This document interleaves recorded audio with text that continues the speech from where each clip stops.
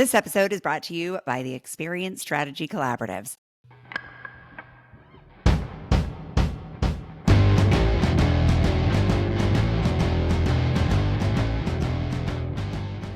Welcome to the Experience Strategy Podcast with your co-host, Joe Pine, Dave Norton, and me, Aranza Savas. Each week, we look at companies and strategies that are creating the most value for customers, or at least should be. I've been thinking a lot about Weight Watchers this week, no surprise. So if you're reading the news last week, you probably noticed that Weight Watchers filed for Chapter 11 bankruptcy to restructure over $1 billion in debt and focus on its transition to a telehealth services provider. I happen to have many strong opinions about this. Having spent over 18 years with the company, joining them first as a member of their program and then working in a wide range of roles in the organization in innovation, experience strategy, operations, program, behavior change, you name it, over the years. I've been gone from there for about 5 years now, but frankly, the bankruptcy came as no surprise. The shift to telehealth last year, that did come as a bit of a surprise, but it was consistent with a lot of what we had been seeing over the last 20 years, frankly, in terms of reprioritization. Really excited to talk to you guys about this. Jennifer Weiner from the New York Times wrote a piece this morning that really resonated with me because she, as a former member, as someone who is looking closely at business value from our own lens, was asking many of the same questions I've been asking here. And I think Jennifer and I both see in this shift the results of moving away from differentiating experience for the company and being drawn into trends and the power of technology and losing the heart of a company in the process. So I know we all have quite a bit of exposure and experience with this company, so super excited to hear your thoughts and challenge each other's thinking on this. Joe, let's start with you. What was your biggest takeaway or insight after reading the wide volume of writing on this subject over the last week? Well, first, Arances, I just want to point out how you're a serial member to employee transfer. So maybe at the end of the podcast, That's true. That's a thing. What other things you're a member of, so we can predict your future, employment history. I like that. Well, not the hair club for men. Right. So, it is not all that a disappointment or surprise to me, rather, that Weight Watchers did this. Although I've got no personal experience with it like you do, and it's mostly from what I've learned from you about the company over the last 5 years that you've been a partner with Stone Mantle. And the biggest thing to me is I've always felt like they didn't truly treat it as a transformation business. That the feeling I got, and again, it is just a feeling, but from their promotions, from discussions, a few talks with other people that were members of it as well, was that the meetings and everything was a way to get you to buy physical product from them, in terms of food and that you could then do that. They thought that's where the money really was, that's where the volume was, and so now we want to be able to so we do other stuff. We have meetings to get them to do that. And I do think the push towards physical meetings to telemeetings, if that's the term that they use, was definitely a step backward. Mm-hmm. You understand, okay, you've got to do that in COVID. You understand how some people may prefer that. But as you talked about, you get so much more heart from physically getting together. And it's so much easier and better to have accountability partners who actually look in the eye physically than just experience over Zoom and things like this. So I think that was a sort of like the death knell that say, hey, they really don't quite get what they're really doing here. Well, I get what you're saying about the products piece of it. And I will say that that was never a significant revenue driver or a significant part of the strategy. They did try it a couple of times. The first foray was like in the era of Jenny Craig, right? It was another following a trend. They put freezers in all of the storefronts and were trying to sell food in there. It bombed. Then they did try to branch out into CPG and sell more physical product. That also didn't result in any significant profit. Certainly not for a long time. You know, Jennifer Weiner talks about the magazine, all these things, and they were lovely, and they were culture. They were culture builders in some way, brand builders maybe, but other than driving some awareness, they really weren't driving revenue. Technology, actually, I think it was the biggest logic. What's the phrase, when you're in college and they teach you all about philosophy and like flawed logic? I'm trying to remember which one this is, but basically, we all saw tech. Faulty logic. Yeah, Faulty there was some logic. faulty logic, but there's a very specific one I'm trying to think of. Oh, But Well, we all I, saw. I was a math major, and we always said that if you have the wrong assumption, like 1 + 1 = 3, you can prove anything. And so that they relate. And actually, you can mathematically you can basically if you take a wrong assumption, you can prove anything. And I think that's really what happened. So if I go back throughout my entire 20 years, there was this belief from the majority shareholders specifically, who were very smart people, very invested in the success of the company. I don't think there was any poor intention there. But there was this belief that human to human interaction was less valuable and a less strategic investment than machine to human interaction, right? And did we need to invest in technology? Absolutely. Was that a way to meet some of those foundational jobs? Absolutely. And they were important to people's success. That said, the rest of the energy was poured into program innovations and thinking about how do we change the points just slightly to get people in with the word new. And all of the money, all of the resources, all of the energy was drained out of the human interaction piece in order to fund those two things. that's interesting. That's so 100%. That is what happened. And yes, there were other little flirtations around with product and stuff like that, but it was really those two things.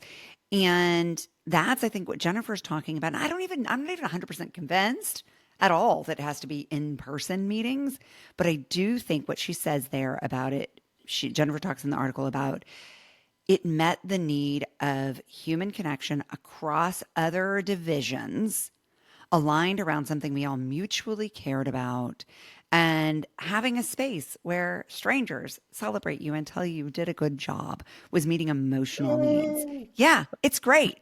Right. And so what we need is I mean, and if you would ask any one of us, we would have said we were doing transformational jobs. Yeah. See, now here's my problem. What you just described, Aransas, and what you just described, Joe, is not getting a aspirational job done. It's getting a social job done. So you've got a common cause, you've got a facilitated encounter, you've got gift giving that's going on, all of the things that we've described as being foundational to getting a social job done. But an aspirational job, getting that done, you have to be able to have a great diagnostic. You have to have really good guidance. They have to learn stuff, and there has to be kind of this progression that occurs along the way. And I think one of the biggest challenges that they had was a misunderstanding. Well, I mean, we all did, is that we treated food like it wasn't potentially addictive, that it wasn't, that there wasn't more going on in the brain per se. We treated it like if we could just reduce the number of calories, then people would potentially lose. That it was a matter of willpower. It was a matter of willpower, exactly, and agency. Mm-hmm. And what GLP-1 type solutions are showing is that, you know what, there's this thing going on in your head called food talk, and you need to be able to turn that off. if you're really going to be successful over a long period of time. Or at least that's the argument today. Now, to me, that is a much more transformational type. Where they're headed is actually a much more transformational type thing. It's because they've got a right technology, which is GLP-1s. They've got a process that you go through. I actually think their biggest challenge is going to be going forward is that there's going to be so many other companies that can do the exact same thing. Correct. It's not, Correct. That's fine. I agree. GLP-1s are a great asset, but the differentiation is gone. There is yeah, nothing they're going to be able to do better than every other company. And that is why the GLP-1 bet hasn't paid off yet. Well, GLP-1s will, semaglutides will be commodities themselves. Yep. But what you wrap around those The physical experience. pharmaceutical goods is where the differentiation comes in. Yes. And one of the things I heard from you, Rancis, you talked about how they chased the latest trend and they flitted about and that sort of thing, which means, Dave, they didn't have a point of view, right? Or maybe right. the point of view, maybe you're saying their point of view was Follow wrong the in trend. terms of thinking it's all about willpower. But that's what I mean. right. Yeah. That, I mean, I think that was that's the That was feeling I everybody's always point of got. view, Is right? that was everybody's point of view. And what that means is, Joe, is that they had the wrong diagnostic. Yeah. Okay. So their point of view led to the wrong the best diagnostic that they could possibly have at the time, because nobody had discovered what semaglutides were doing. So, we can't fault them for that necessarily. But from a business model standpoint, one of the things that I always wondered about, and Rancis, maybe you can explain this to us. Why focus solely on weight? If you're in the transformational business, why focus solely on weight? It's such a functional thing, and I know it's maybe that's the starting point. But other companies that haven't been disrupted, they do multiple jobs. Mm-hmm. And this I can one tell is you, yeah, go ahead. it was really hard to create trust in any other way. So, the company's called Weight Watchers. Yeah, I know. That's problematic. Our Well, both innovation terms, wait and watching. yes, both watching Take is it either way. creepy, right? It feels like being monitored and judged, which is heavily associated with that assumption that you described before, Dave. Weight is laden with all sorts of things, but the company was called Weight Watchers. So that was problem number one. Problem number two is our innovation team, as early as 2014, I was on this small, scrappy team that was given full license to do what we thought needed to be done. And so what did we do? We went out and tried to create a holistic program for well-being to get people to think about mind, body, wellness, and the interconnection of these things. And we ran a bunch of pilots, and things were very cool, and they were very exciting, and they felt modern and relevant and meaningful. And it was so exciting that Oprah Winfrey decided to join the team and help us. And we got all this star power behind it. We actually got a little bit of marketing behind it. And we rebranded and we called ourselves WW, because then we didn't have to call ourselves Weight Watchers. And the customers were like, what? I want to lose weight. All right. And they rejected, right? Like, It's so a it was, wrestling company now. That's what I yeah, Well, I know. guess- I know. you The what? day the CPO walked into my office, the day we launched the new website, and he goes, "Oh my God, our website is www.ww. Oh my gosh. Oh, that's hilarious. So look. All right. So we talked about this in the last episode. The way to doing multiple jobs is not to rebrand. That there's not necessarily a linkage necessarily. between those two things. The way to do multiple, like what do we see that's happening with semaglutides right now? They're helping with diabetes. They're helping with hypertension. They're helping with It'd be short to say what they're not helping with, Dave. They are. yeah. They're they're helping with other kinds of addiction recovery type things that are going on. That's when you've got a solution that does multiple things. And so I'm worried that Weight Watchers, where their opportunity is to help people who are addicted to drugs, or to help people who are trying to stop smoking. Like there's a lot of other things beyond weight reduction that could happen as you embrace this new technology. I just want to put one word of caution before people think we're shilling for semaglutides, but Yeah. there still have been no long-term longitudinal Studies. studies Okay, about fair enough. long-term risk. And once you're on, you got to stay on in order to keep the effects going. So I just want to point that out. That Okay. And I'm I'm not even arguing- sure they need to be in behavior change, right? What I think they really need to do is, to Joe's point, they need to be the best at transformation. And we really did. We worked so hard with so many amazing behavioral scientists to build the technology to do that. Wasn't all that interesting to consumers. So I do think that what we've shown is that it's human to human, supported by technology, that really creates that meaningful differentiation in value. Hey friends, you probably already know that Joe, Dave, and I lead a year-long program called the Experience Strategy Collaboratives. It's designed to help strategists build better experiences. It's springtime, so of course it's that time of year when we invite a new group of experienced strategists to step into the collaboratives and become master strategists.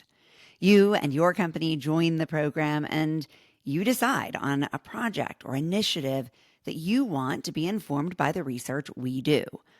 Other non-competing companies also join.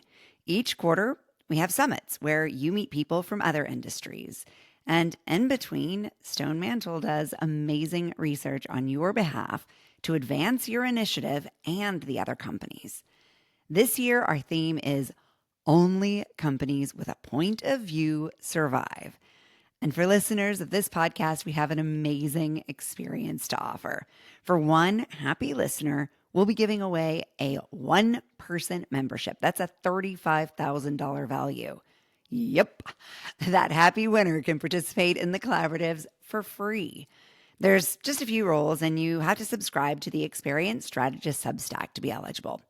We've posted an entry form in the show notes, which is also available on Substack. Go to theexperiencedstrategist.substack.com for all the details. And to Dave's point too, I would say that you've got to think beyond weight. It's got to be in the bulb. I have these 4 different spheres of transformation, of which the appropriate one here is health and well-being. Right? It's not just about losing weight. Why do you lose weight? Because you want to be healthy. Why do you want to feel be good? healthy? You want to run with your well-being grandkids in your life.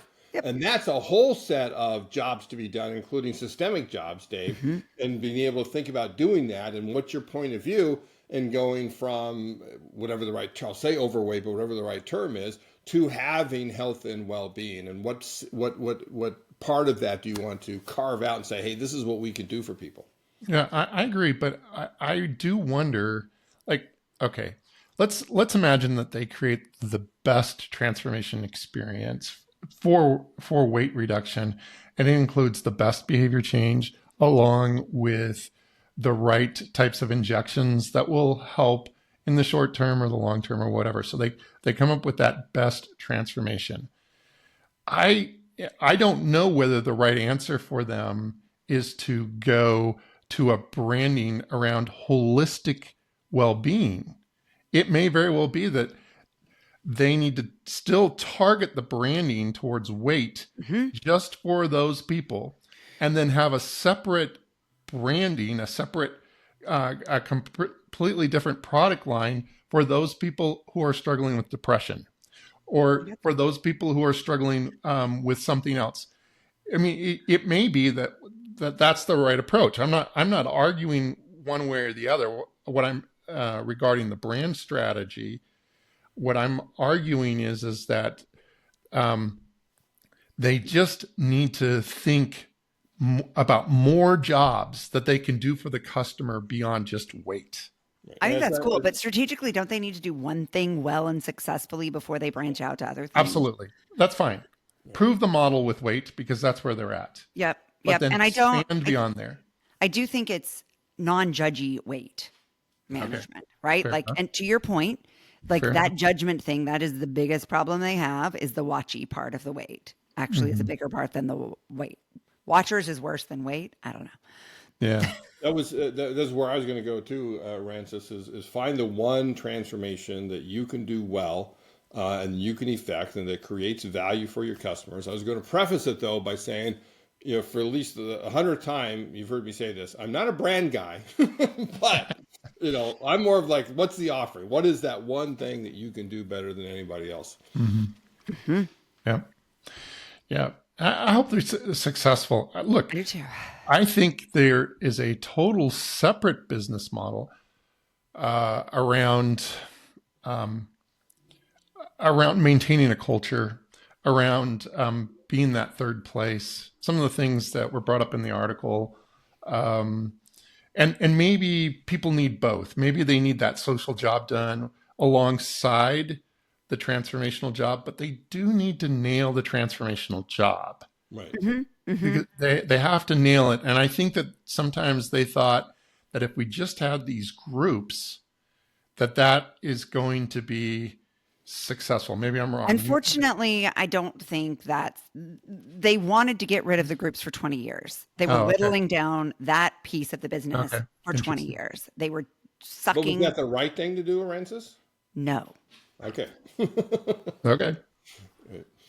They, I really believe like this is dead because they didn't give it oxygen. Right. mm, They would try, there would be like little lunges toward it and we try, right? And you get scrappy. But if there's no money going into it, it's not going to expand. It can't grow, right? Like for years, well beyond well before the pandemic, you couldn't find how to sign up for that support on the really? website. You had to find a back door in to even purchase it. Wow. And that's what we know it for the most.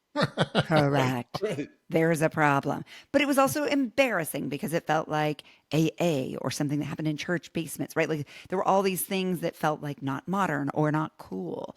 Yeah. And so it was really, I think, always a puzzle, right? Mhm. Because again, of the judgment associated with it and all of the really damaging things that the brand has also done with all of the really amazing things that it's done over the years. All right, let's try to sum this up. Clearly, I could talk about this for 16 more hours. Uh, um, my my recommendation. That's what I'm going to give for a takeaway today. My recommendation is that they focus on transformation and support. I don't think it has to be in person. I do think it can successfully be intimate and virtual and meaningful and powerful and modern. But that it's got to decrease the sense of judgment and penalty and punishment that is embedded in the deep ethos of the brand. Joe? I concur with that. And I would just add that focusing on the transformation is most important. Understanding the aspiration that people have, something we haven't talked about here, but often it doesn't have primarily do with weight, right? Your aspiration, Yes. maybe to fit into the bikini you did last summer. It may be to get back into your wedding dress for your 20th wedding anniversary. It may be to look great at your high school reunion. It may be that you're worried about the future of unhealthy living, right? There's all sorts of aspirations. That's where the diagnostic, Dave, comes in, is understanding what this individual wants, even though you've got a point of view of about how you're going about it. And then you've got to be able to customize down to that individual. Yes, Dave. I just hope they're successful. We I don't, do we don't want too. them to go away. No, We I want to want them help to be them. successful. They've been an important part of helping people to think that there are companies out there that can support transformation. Yes, And so I hope that they succeed. I do too. And I think they define the category for many people when they think about transformation. They're thinking Mhm. both about the good and the bad of what WW or Weight Watchers has been. And I'm really proud of the work that I did there and the work that we did as a team. And I really believe in the potential. And I think they've got some smart people there right now who are passionate about community and support. So I hope they're listening and that they keep working this debt down and creating some space to do what's right for their customer. All right, for those of you listening, thank you. Reach out to us at stonemantle.co/experience strategy podcast and sign up in the notes for that special offer that we mentioned at the top. We'd love to hear from you and to work with you in the collaboratives.